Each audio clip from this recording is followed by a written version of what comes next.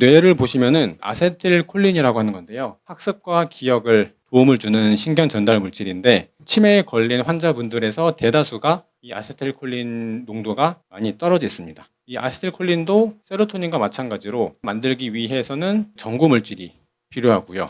그게 바로 이 아세틸을 뺀 콜린이라고 하는 영양소가 필요합니다. 그래서 이 콜린 같은 경우는 뭐 달걀 노른자든 콩류든 이런 것들이 들어있으니까요. 타입에 맞게끔 섭취를 해주시면서 적당량의 섭취가 되어야지 아세틸콜린이 만들어지고 그러면서 뇌 건강도 유지가 될 수 있다는 거죠. 먹는 게 중요하고 대사증후군 관리가 중요하기 때문에 결국 당뇨, 고혈압, 고지혈증, 비만을 관리를 잘 하시면은 뇌 건강, 치매도 충분히 넘어갈 수 있다라는 것을 다시 한번 기억해 주셨으면 좋겠습니다.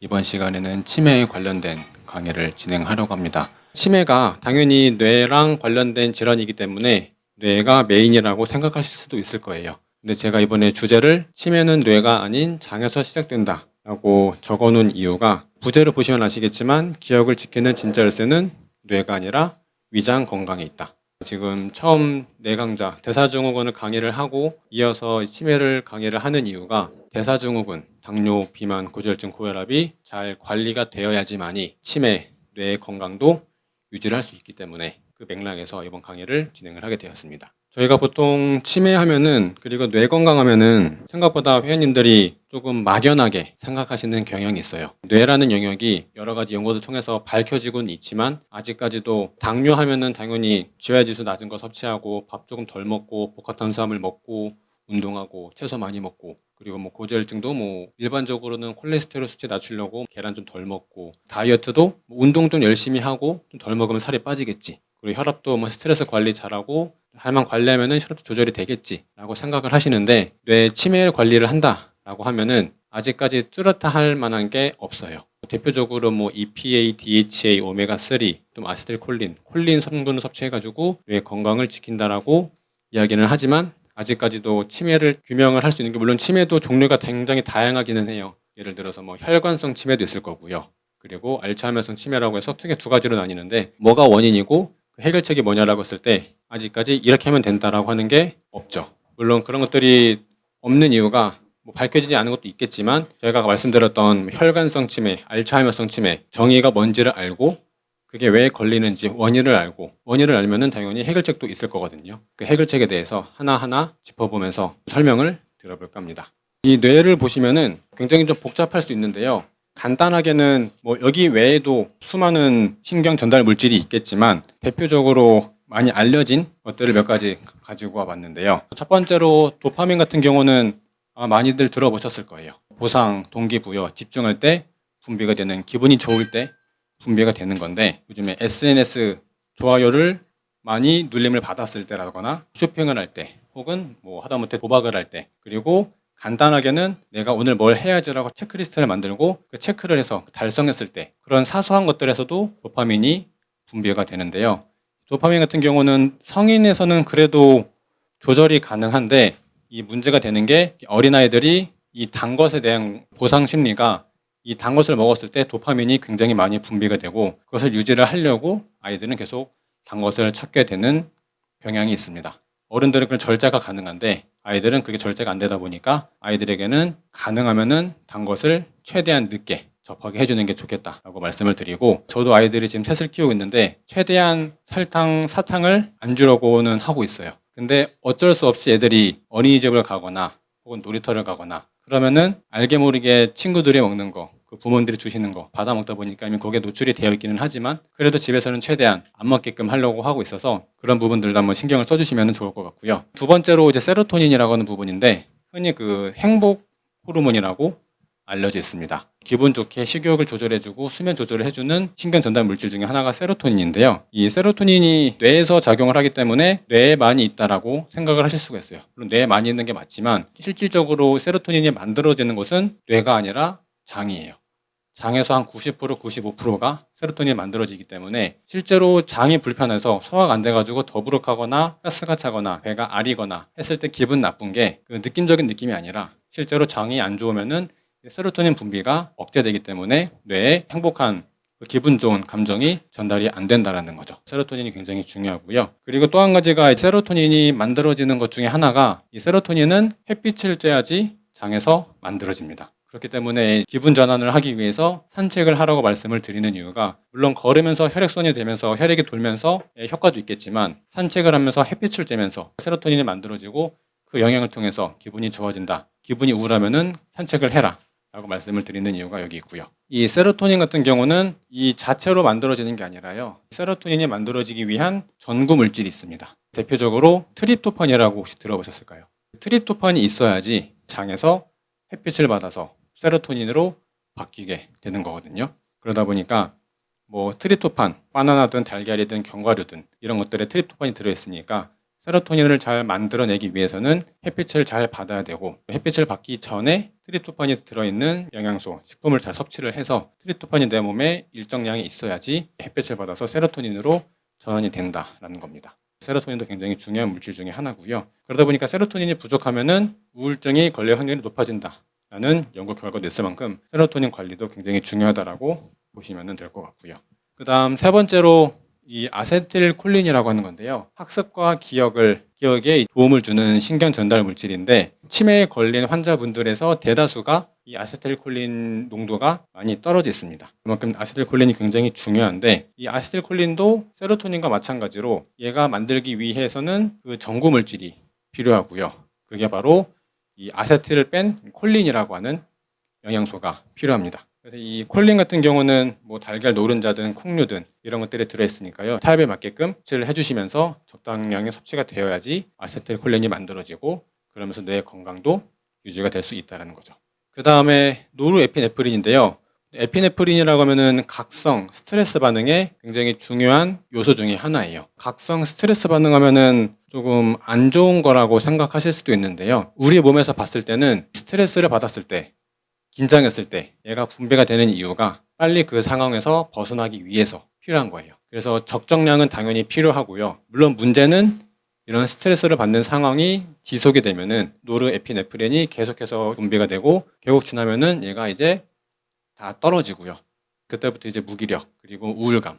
가바라는 호르몬인데요. 어떻게 보면은 도파민이랑 뭐 노르에피네프린이랑 반대되는 역할을 한다라고 보시면 돼요. 기분을 좋게 하고 각성을 시키고 스트레스를 이길 수 있는 그런 힘을 주고 하는 게 노르에피네프린과 도파민이라고 하면은, 가바는 반대로 진정시켜주는 역할을 한다라고 보시면 되는데요. 그러다 보니까 이 역할이 흥분 억제, 진정작용이 주된 기능이라고 보시면 되고요. 그러다 보니까 보통 수면제나 안정제 이런 것들의 주된 성분 중에 하나가 이 가바를 많이 사용해요. 가바도 당연히 중요한 요소 중에 하나고요. 다 필요한 것들이기 때문에 특정 하나가 뭐 좋다가 아니라 이런 호르몬들이 때에 맞게 잘 분비가 되고 있어야지 건강한 뇌를 유지할 수가 있다라는 겁니다. 마지막으로 멜라토닌인데, 아마 멜라토닌은 많이들 들어보셨을 거예요. 잠을 자기 위해서 분비가 되는 호르몬 중에 하나가 멜라토닌이고, 얘가 잘 분비가 돼야지 우리가 잘 때 숙면을 취할 수가 있고, 우리 몸에서 하루 종일 피곤했던 내 뇌를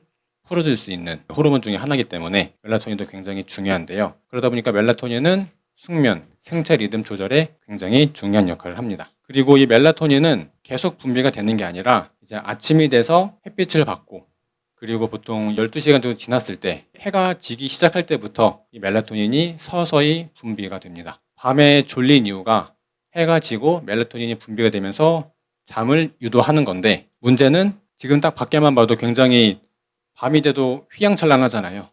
그리고 집에서도 8시, 9시가 되면은 다 이제 불을 끄고 잠을 잘 준비를 해야 되는데, 잠이 안 온다고 뭐 핸드폰을 하거나 TV를 보거나 컴퓨터를 하거나 그런 것들에 노출이 되면은 밖은 어둡지만 우리 눈은 실질적으로 이 전자기기에서 나오는 블루라이트, 빛이 계속 노출이 되어 있는 거다 보니까 우리 뇌는 아직 내가 잘 시간이 아니구나라고 인지를 할 수밖에 없어요. 그러다 보니까 잠을 잘 못 잘 수밖에 없고, 근데 또 어떤 분들은 너무 피곤하니까 그때가 유일하게 누워서 핸드폰을 보고 쉬는 시간이다라고 보시는 분들도 간혹 계시지만, 우리 몸에서 봤을 때는 내 기분은 좋지만 생각보다 내 몸에는 꽤 부담을 주고 있는 상황이다라고 보시고, 정말 내가 숙면을 취하고 싶다, 충분히 쉬고 싶다 라고 하면은 적어도 주무시기 1시간, 2시간 전에는 그런 기기는 멀리 해주시고요. 그리고 더 좋은 거는 내 머리맡에 두시는 것보다는 발끝에 가장 멀리 두시는 게 좋습니다. 그리고 이 멜라토닌도 얘 자체로 만들어지는 게 아니라 이 세로토닌이 있어야지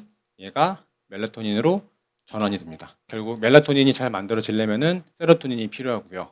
얘가 만들어지려면은 햇빛이 필요하고 더 나아가서는 트립토판이라고 하는 성분들이 필요하고 다 유기적으로 연관이 되어 있기 때문에 딱 하나만 콕 집어서 뭐가 중요하다라고 말씀을 드리기는 어려워요. 전반적으로 다 관리가 필요하시다라고 해주시면 될 것 같습니다. 그래서 이제 지금부터는 이제 뇌에서 실질적으로 뭐가 필요한지에 대해서 말씀을 드릴 텐데요. 첫 번째로는 우리 몸이 영양소도 필요하고 산소도 필요한 것처럼 우리의 뇌도 영양소뿐만 아니라 산소도 필요합니다. 산소 같은 경우는 크게 두 가지로 나뉘거든요. 일반적인 산소 그리고 활성산소 두 가지로 나뉘고요. 산소는 저희가 흔히 알고 있는 지금 숨 쉴 때 이 코로 들어가는 기체 중에 산소가 포함이 되어 있고요. 활성산소는 우리 몸에서 이 미토콘드리아에서 열심히 에너지 대사가 이루어지는 과정에서 만들어지는 부산물 중에 하나입니다. 그리고 이 활성산소는 우리 몸에 있는 게 모든 게 그렇지만 이 활성산소가 좋은 걸까요, 나쁜 걸까요? 항상 적절한 게 중요하다고 말씀을 드리는데 이 활성산소도 너무 많으면 문제가 되고요. 적정량 있어야지 우리 몸에서 외부에서 들어온 물질들, 노폐물들, 항우 물질들을 얘네가 열심히 싸워서 없애주는 역할도 합니다. 활성산소도 적정량이 필요하다는 거 기억을 해주셔야 되는데 문제는 요즘에 현대인들 같은 경우는 스트레스나 활성산소가 만들어질 만한 요인들이 많다 보니까 오히려 얘가 과다해서 내 몸을 오히려 공격을 하고 있는 부분도 없지 않아 있어요. 그래서 관리가 필요한데 결국 이 산소 같은 경우는 뇌도 산소를 공급을 못 받으면은 서서히 세포가 죽어가거든요. 그래서 산소도 반드시 필요하기 때문에 이 뇌에 필요한 것들 중에 하나로 넣어봤습니다. 그 다음에는 물인데요. 영양소 밥은 금식이나 그런 걸 해보신 분들은 아시겠지만 1주든 2주든 한 달이든 마음만 먹으면은 밥은 어떻게 안 먹어도 버틸 수가 있습니다. 근데 물 같은 경우는 일주일만 안 먹어도 탈수가 생기면서 생명에 지장을 줄 수 있는 만큼 수분이 굉장히 중요한데 이 뇌도 어떻게 보면은 이제 세포로 이루어져 있고요. 뇌가 제대로 기능을 하려면은 뇌가 촉촉해야 돼요. 뇌가 제 기능을 하려면은 여러 가지 반응들이 있지만 신경 전달 물질이 화학적인 자극을 통해서 전달이 되기도 하고요. 그리고 신경 세포, 시냅스 간에 나트륨, 칼륨의 그런 전이 차에 의해서 전달이 되기도 하는데 결국 그때 중요한 게 물이에요. 물이 적정량 있어야지 뇌가 촉촉한 상태를 유지하면서 이 뇌 세포들이 제 기능을 하게 되면서 뇌가 온전한 기능을 할 수가 있다는 거죠. 그래서 수분 섭취가 굉장히 중요한데 물 중에서 가장 좋은 물이 어떤 걸까요, 혹시? 미네랄이 풍부한 생수. 생수가 가장 좋은데 물론 저도 안타깝게도 집에서 정수물을 마시고는 있지만 정수물이랑 생수를 비교하면은 물론 정수가 여과가 잘 될수록 필터가 좋을수록 물이 순수해지는 것은 맞아요. 근데 순수해지는 만큼 물밖에 없거든요. H2O밖에 없어요. 정말 물도 건강하게 잘 드시는 분들은 정수기 물을 드시기보다는 생수를 구매해서 드시는 분들도 많아요. 물론 기본적으로 수분 섭취가 부족한 분들은 정수, 생수 가리지 않고 일단 수분 섭취를 하시는 게 중요하겠지만 나머지가 좀 잡히신 분들이다라고 하면 수분도 한번 생각을 해보셔서 정수보다는 생수로 바꿔서 섭취하시면은 미네랄 무기질들이 충분히 들어있으니까 그런 걸로 조금 더 뇌 건강에도 도움이 되시리라 생각을 합니다. 그 다음에 세 번째가 우리 몸에서는 이 포도당이 굉장히 중요합니다. 뇌 같은 경우는 물론 포도당 외에도 그 단쇄 지방산이라고 해서 부티르산이라고 하는 단쇄 지방산을 에너지원으로 쓰기도 하지만 대표적으로 가장 많이 사용되는 게 이 포도당이에요. 포도당이 굉장히 중요한데 포도당이 또 어떻게 보면은 약간 또 원수 같이 생각하는 경우도 많죠. 그래서 이 포도당이 우리 몸에서 봤을 때는 뭐 뇌도 그렇고 우리 몸도 그렇고 결국 이 포도당이 들어와야지 우리 몸에서 에너지를 만들어내고 그런 과정을 거치는데 문제는 이 설탕 과도하게 섭취를 하셨거나 혹은 저희가 표현하는 내 몸에서 잘 쓰이지 못하는 당을 섭취하셨거나 했을 때 문제가 되는 겁니다. 당연히 설탕, 뇌에는 중요하기 때문에 꼭 필요한 건데 저희가 아까 말씀드렸던 잘 쓰이는 당, 처음 당뇨 강의를 할 때도 말씀을 드렸었는데 이 잘 쓰이는 당이라고 하면은 보통 당뇨를 관리한다고 했을 때 그 혈당 스파이크를 많이들 생각을 하세요. 혈당 스파이크가 당연히 그게 평상시 혈당이 100인데 그게 200, 250, 300을 넘어가면은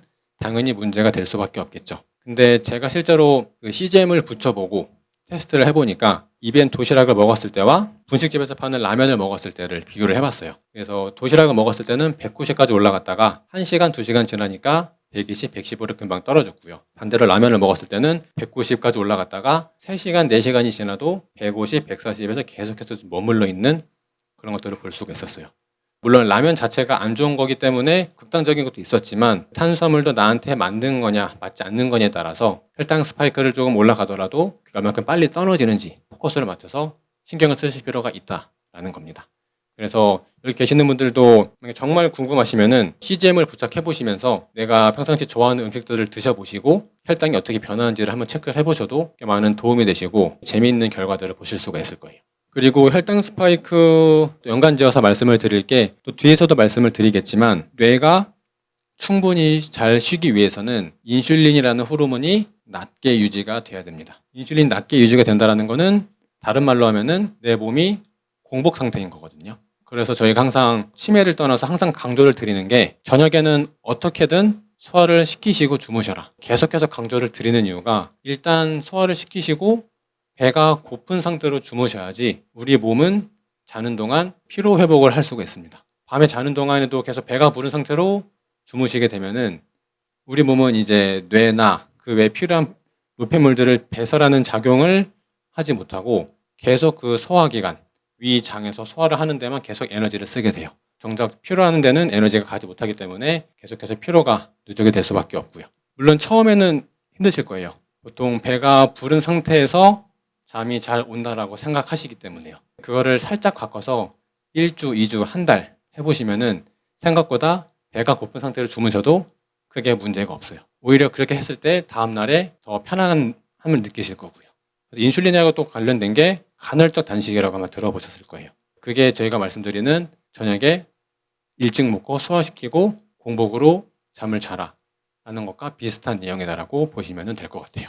그 다음에 이제 뭐 수분, 산소, 포도당 말씀을 드렸고 또 한 가지가 이제 콜레스테롤 부분인데요. 이 콜레스테롤도 뭐 고지혈증 강의 때도 말씀을 드렸지만 포도당과 비슷해요. 보통 콜레스테롤 하면은 무조건 안 좋은 거다라고 생각을 하시는 분도 계시고 얘는 무조건 낮아야지 좋은 거다라고 생각하시는 분들이 많으신데 콜레스테롤 수치를 물론 너무 높으면은 좀 신경을 쓰셔야 되겠지만 콜레스테롤이 200 혹은 240까지 왔다 갔다 할 때는 그렇게 크게 문제가 없고요.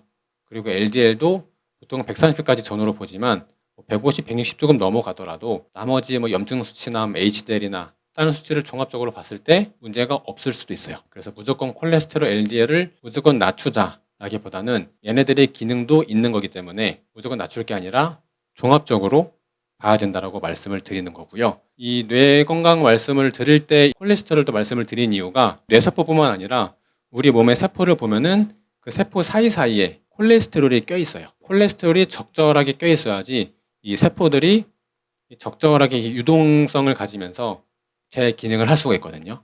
너무 많아도 문제고 너무 없어도 세포가 딱딱해지기 때문에 문제가 될 수밖에 없어요. 그러다 보니까 콜레스테롤이 적정량 유지가 돼야지 이 뇌세포가 제대로 된 기능을 할 수 있고 도파민이든 가바든 노르에피네프린이든 그런 신경 전달 물질이 뇌세포 사이사이를 잘 왔다 갔다 할 수가 있다는 거죠.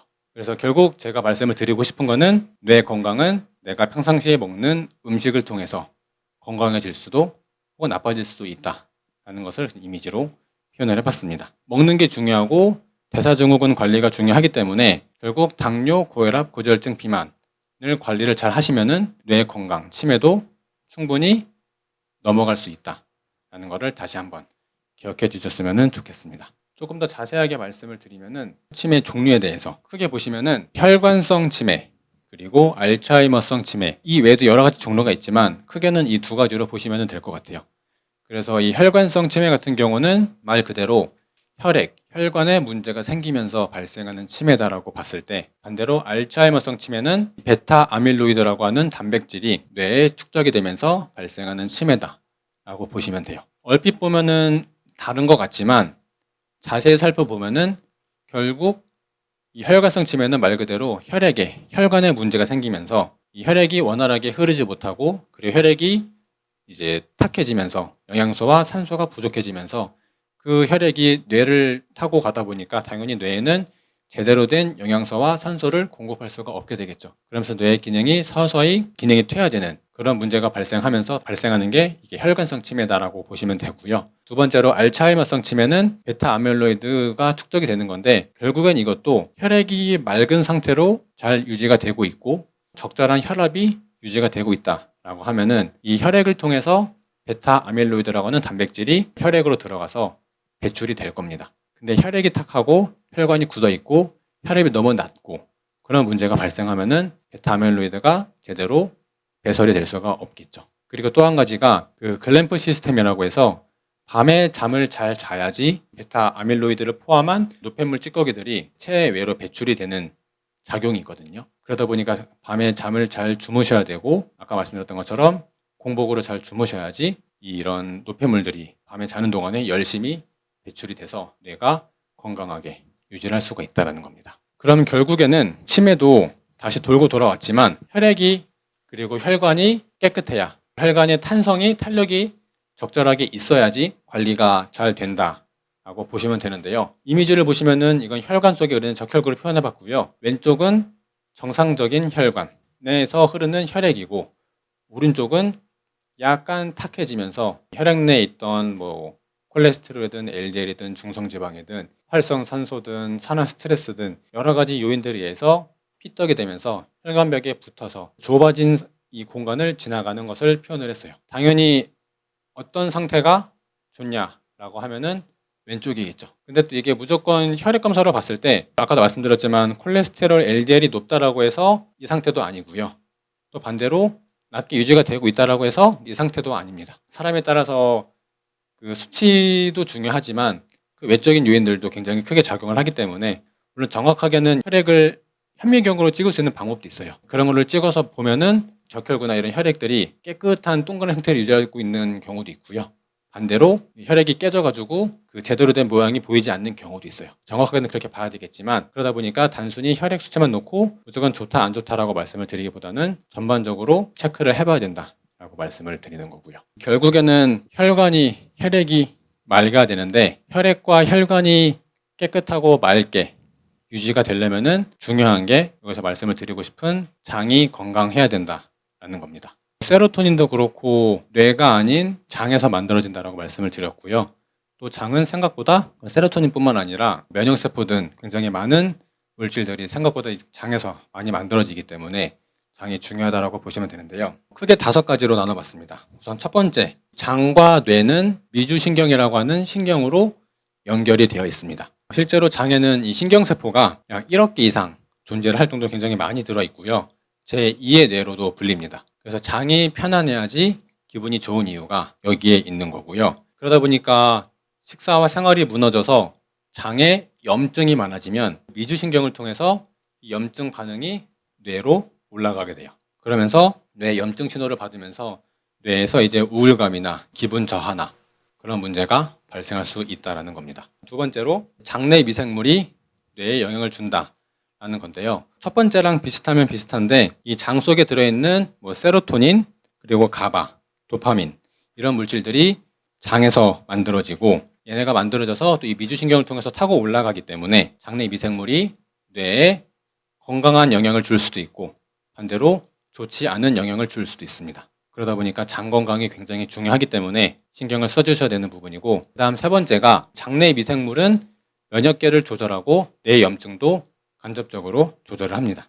이미 아시는 분들은 아시겠지만 이 면역세포가 굉장히 다양한 곳에서 만들어지지만 그중 대부분을 차지하는 게 장에서 많이 만들어지거든요. 그리고 면역세포가 제대로 된 기능을 해야지 우리 몸의 염증 수치를 낮추는 데도 도움이 되기 때문에 장 건강을 통해서 면역세포의 기능을 끌어올리고 그래야지 염증 반응을 줄이면서 뇌세포도 건강함을 유지할 수가 있다는 겁니다. 그 다음 네 번째가 이 장내 독소인데요. 장이 건강하지 않으면은 흔히들 글루텐 밀가루를 많이 먹으면은 장 누수 때문에 장내에 만들어진 독소가 장에 머무르지 않고 이 혈액을 장벽을 뚫고 나가서 혈액으로 염증이 나간다라고 많이 알고 계실 거예요. 결국 혈액으로 염증이 나간다라는 거는 혈액은 온몸을 돌고 뇌에도 혈액이 돌기 때문에 장에 염증이 많으면은 그게 결국 타고 뇌로까지 연결이 되기 때문에 장 건강이 또 중요하다라고 볼 수도 있습니다. 장내 미생물은 뇌세포의 에너지원도 만든다. 당연히 주된 에너지원은 포도당이 맞고요. 포도당 외에도 이 부티르산이라고 하는 단쇄 지방산을 장내 미생물이 만드는데, 장내에서도 유익균, 중간균, 유해균이 봤을 때 유익균이 조금 더 우세해야지 단쇄 지방산이 만들어지기 때문에 포도당 외에 또 에너지원으로 사용을 하면서 뇌가 더 활발하게 유지가 될 수 있다는 겁니다. 그만큼 장이 건강해야 된다는 거를 말씀을 드리는데요. 그러면은 이제 장이 건강하기 위해서는 어떻게 해야 되냐? 장이 건강해지는 방법을 말씀을 드릴까 하다가 결국 장이 나빠지는 습관들을 한두 가지씩은 가지고 계실 거기 때문에 이것들을 보시고 여기서 해당되는 게 있으시다라고 하면은 그것들을 조금씩 바꿔나가시면 될 것 같아요. 우선 첫 번째로는 정제 탄수화물. 빵이라고 표현했지만 빵이든 밥이든 국수든 흔히 그냥 맛있게 드시는 단맛을 느끼는 음식들은 대부분이 정제 탄수화물이다라고 보시면 되고요. 정제 탄수화물이 문제가 되는 이유는 채소를 많이 드시는 분들은 많이 없어요. 그래서 보통 빵을 즐겨 드시면서 채소를 먹는다? 쉽지가 않죠. 그리고 라면을 즐겨 먹으면서 샐러드를 먹는다? 쉽지가 않고요. 그래서 이 자체도 문제가 되지만 이것을 즐겨 드신다라고 했을 때는 부가적인 것들도 딸려오는 거기 때문에 한번 더 신경을 써주시면 좋겠다라고 말씀을 드리고, 두 번째로 이 단백질 위주 식단도 비슷합니다. 단백질 위주.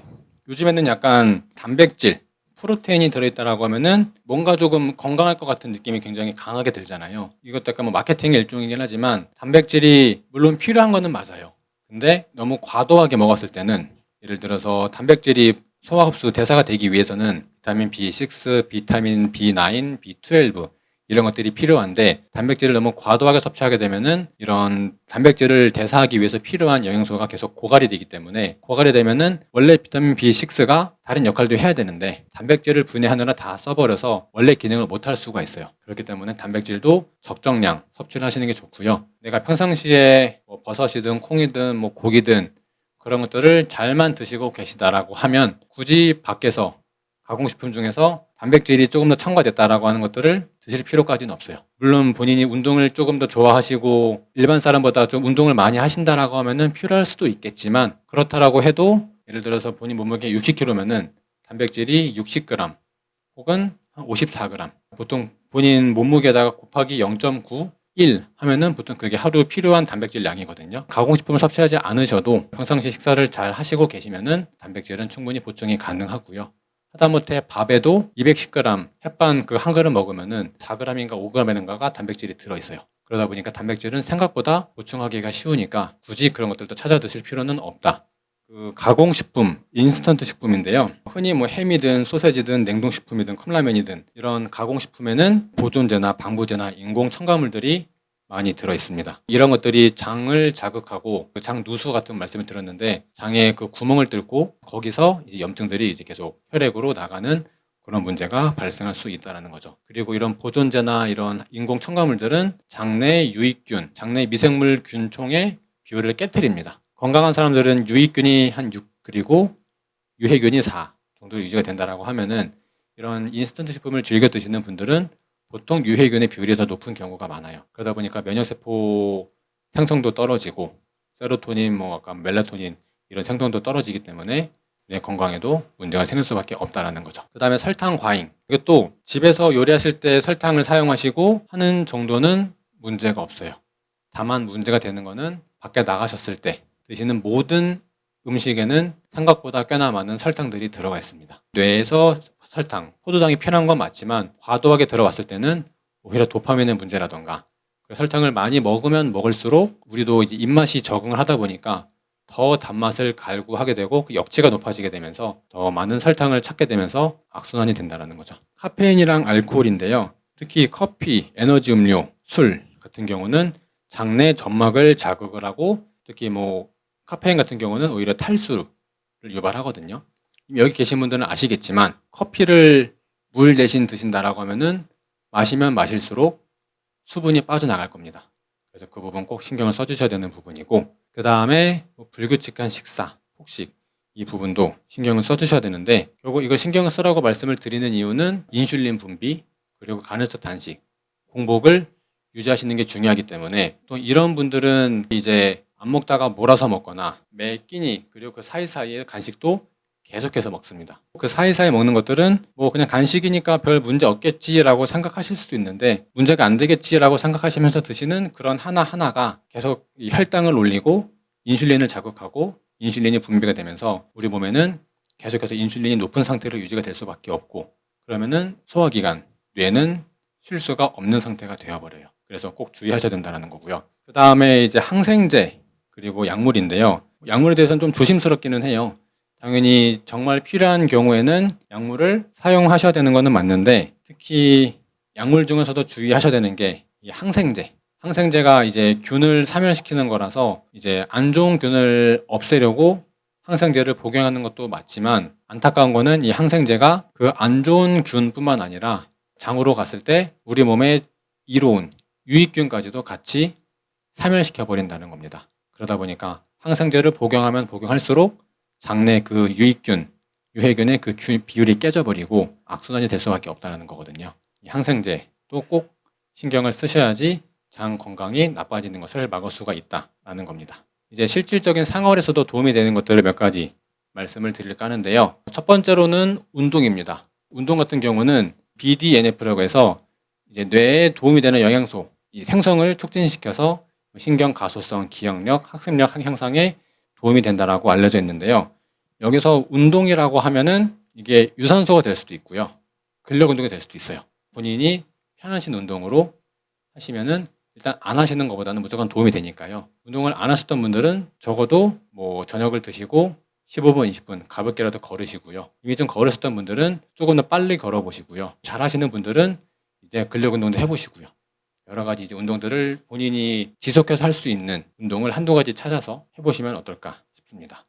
뭐 명상, 요가 이런 좀 정적인 운동들도 도움이 되는데 스트레스를 완화시켜주고 전대 활성화시켜주고 감정 조절에 도움이 된다라고 하는데요. 지난 시간에도 하나 말씀을 드렸던 게 심호흡 있죠. 입으로 숨을 쉬는 것보다 코로 숨을 들이셨다가 2, 3초 참고 그리고 그거보다 더 길게 입으로 내뱉는 거. 그렇게만 해도 이제 부교감 신경이 항진이 되면서 조금 신경이 완화가 됩니다. 그런 맥락에서 이런 명상이 도움이 되시니까 한 번쯤 해보시면은 도움이 될 것 같고요. 그 다음 마지막으로 베타 아밀로이드 단백질 제거를 위해서 충분한 숙면을 취해 주시는 거. 세 가지 기억을 해주시면 좋을 것 같은데 이 숙면에 대해서 조금 더 자세하게 말씀을 드릴까 하는데요. 잠이라는 거를 생각해 보시면은 우리가 100년을 산다라고 했을 때 한 33년 정도를 잠에 투자를 합니다. 3분의 1을 투자하는 만큼 잠이 굉장히 중요하다는 거는 이미 알고 계실 텐데요. 잠잘 때 가장 중요한 게 혹시 뭐라고 생각하실까요? 푹 잘 자는 거. 아까 처음 앞에서 말씀을 드렸었는데 배가 고픈 상태로 주무시는 거. 이건 계속 강조를 드릴 수밖에 없는데 주무시기 전에 꼬르르 소리가 들리면서 뭔가 좀 먹고 싶네 생각이 드셨을 때 그때 잠을 자는 게 중요합니다. 그리고 보통 저희가 아침, 점심, 저녁에 소화, 효소 호르몬이 분비가 되면서 그렐린 호르몬이 분비가 되면서 밥을 먹고 싶다라는 신호가 오는데요.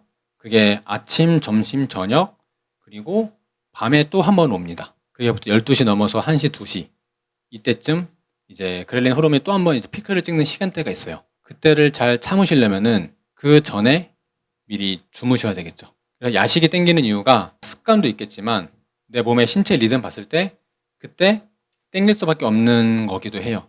그 전에 미리 잠을 자자 라고 생각을 바꾸셔서 12시가 넘기기 전에 주무시는 게 중요하다. 그리고 이 주무시기 전에 배가 고픈 상태로 주무셔야 되는 이유 중에 하나가 굉장히 복잡한데요. 공복으로 주무셔야 되는 이유가 결국에는 여기 보이는 오토파지라고 하는 기능이 활성화되기 위해서 필요한 거예요. 오토파지라고 하면은 우리 몸이 자는 동안에 열심히 노폐물들을 이제 포집해가지고 배출해주고 필요한 것들은 세포로 갖고 들어와서 다 분해시켜주고 정화시켜주는 작용을 한다라고 보시면 되거든요. 근데 문제는 이 오토파지가 이루어지려면은 엠토르라고 하는 게 있는데 간단하게는 글루코스, 포도당이 들어오면은 안 돼요. 포도당이 안 들어와야지 얘가 활성화가 안 되고 활성화가 안 돼야지 얘가 활성화가 됩니다. 반대로 밥을 먹고 뭔가를 먹으면은 엠토르가 활성화가 되면서 얘를 억제하게 돼요. 그래서 보통 운동을 하시는 분들이 계속해서 끊임없이 먹는 이유가 계속해서 먹어서 이 엠토르를 끊임없이 활성화시키려고 하는 목적이거든요. 그래서 이 mTOR의 기능 중에 하나가 근육을 합성하고 단백질이 이제 근육이 분해가 되는 것을 막아주고 하는 역할이 있어요. 그러다 보니까 운동하시는 분들은 이제 몸을 키우고 증량을 하고 체중을 높이기 위해서 계속해서 먹는 게 이런 기전이다라고 보시면 되는데, 저희는 반대로 이것을 차단을 해야지 얘가 활성화가 안 되고, 얘가 활성화가 안 돼야지 얘가 활성화가 되면서 우리가 자는 동안 청소가 이루어진다는 거죠. 그래서 마지막으로 이제 잠을 잘 자려면, 올바른 숙면을 취하려면 크게는 두 가지를 기억해 주시면 좋을 것 같아요. 물론 기본적으로 잘 쓰이는 당, 내 몸에 맞는 식품을 섭취하는 것은 기본이고요. 거기다가 더 나아가서 이 두 가지까지 신경을 쓰시면은 아마 숙면 취하는 데는 크게 문제가 없으실 거예요. 우선 첫 번째는 이 핸드폰, 처음에 말씀드렸던 주무시기 1시간, 2시간 전에는 전자기기는 가급적 멀리 하시는 거. 두 번째는 먹을 때 먹고 안 먹을 때 안 먹고 물 충분히 마시고, 이것을 잘 지켜달라는 겁니다. 아침, 점심, 저녁 충분히 배가 부르게 맛있게 드시고요. 그 다음에 간식은 최대한 피해 주시고요. 그렇게만 해도 우리 몸은 굴러갑니다. 그리고 보통 간식을 안 먹어서 배가 고프고 허기지고 기력이 없다는 분들도 계시겠지만, 생각보다 우리 몸은 똑똑해서 밥을 안 먹어도 이미 내 몸에서 여기저기서 에너지를 만들어내서 끌어다가 쓸 거예요. 그 순간 조금 부족하다고 느끼는 거는 그냥 내 느낌이니까 그거는 잊어버리시고, 그냥 한 달 정도는 여기서 말씀을 드리는 대로 그냥 매 끼니만 잘 챙겨 드셔보세요. 매 끼니만 잘 드셔도 생각보다 간식의 생각이 덜 날 거예요. 그리고 간식은 생각보다 습관이고, 그 단맛을 말씀드렸던 것처럼 단맛에 대한 그게 갈구하는 게 있기 때문에 그 맛을 느끼는 게 혀의 미뢰인데, 미뢰가 보통 2, 3주, 3, 4주 지나면은 한번 리셋이 돼요. 리셋이 되는 과정에서 한 달 동안 단 것을 좀 덜 드시고 혹은 아예 안 드시고 좋은 식사를 하시다 보면은 내 몸에서도 좋은 것들을 찾고, 그리고 단맛에 대해서도 갈구하는 증상들이 조금 없어질 거예요. 그리고 마지막으로 항상 궁금해 하시는 것들이, 공복을 유지하시면서 잠을 잘 주무시고 전자기기 멀리 하시고 탄수화물 정제된 거 피하시고 설탕 멀리 하시고 말씀을 드리지만, 또 많이들 궁금해 하시는 게 뭘 먹어야 되는지 궁금해 하시기 때문에 뇌를 지켜주는 영양소로 해서 몇 가지를 가지고 와봤습니다. 오메가3, 처음 말씀드렸던 DHA, EPA, 뉴런의 세포막 구성 성분이고 염증을 억제하고 이런 기능들이 있는 오메가3 지방산, M타입은 연어, S타입은 고등어, 정어리, 청어, 들기름 이런 것들을 활용하시면 되고요. 그 다음에 콜린을 활용해서 아세틸콜린이 만들어지는 건데, 달걀, 노른자, 간, 콩, 브로콜리 이런 것들도 활용해 보시면 좋고, 비타민 B, 특히 비타민 B1 탄수화물 대사에 도움이 되고, B6, 9, B12 단백질 대사에 도움이 되는 이런 비타민도 잘 섭취를 하시고, 그리고 얘네를 잘 섭취를 해야지 단백질이 분해가 되는 과정에서 만들어지는 이 호모시스테인이 조절이 됩니다. 그래서 이 비타민 6, B9, B12가 잘 들어와야지 이 호모시스테인이 다시 시스테인이나 좀 더 무해한 아미노산으로 바뀌는 데도 또 도움이 되거든요.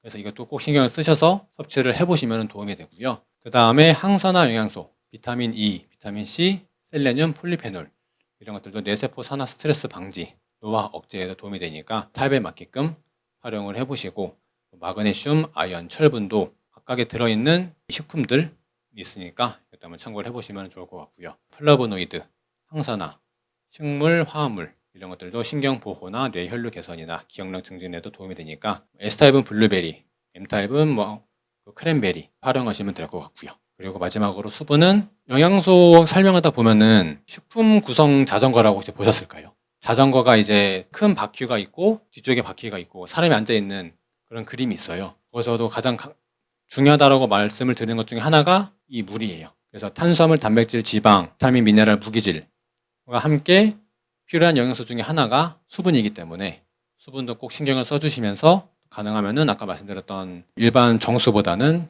생수 같은 미네랄, 무기질이 좀 풍부한 그런 것들로 대체해서 드셔보시면은 어떨까 싶습니다. 이번 시간에 쭉 말씀을 드렸는데, 기억력, 치매 예방하는 게 그렇게 멀리 있지 않습니다. 평상시에 내가 식사를 잘 하시면은 그만큼 내 장 건강이 좋아질 거고요. 장이 건강해지면은 기분이 좋아지고 긍정적으로 되고 모든 것에 감사하게 되거든요. 또 그러면 또 자연스럽게 음식도 안 좋은 게 아닌 좋은, 나한테 좀 더 맞는, 그리고 안 맞는 것들은 다른 사람한테 드리거나 그러면서 계속 선순환이 될 수가 있다는 거예요. 그래서 이 치매라는 게 그냥 막연하게 생각하시지 마시고 오늘 강의를 들어보시면서 결국에는 내가 평상시 식사와 생활을 꽉 잡고 있으면은 치매도 물론 나이가 들면서 인지 기능이 떨어지는 것은 맞지만 더 심각한 단계까지는 가지 않을 수가 있다.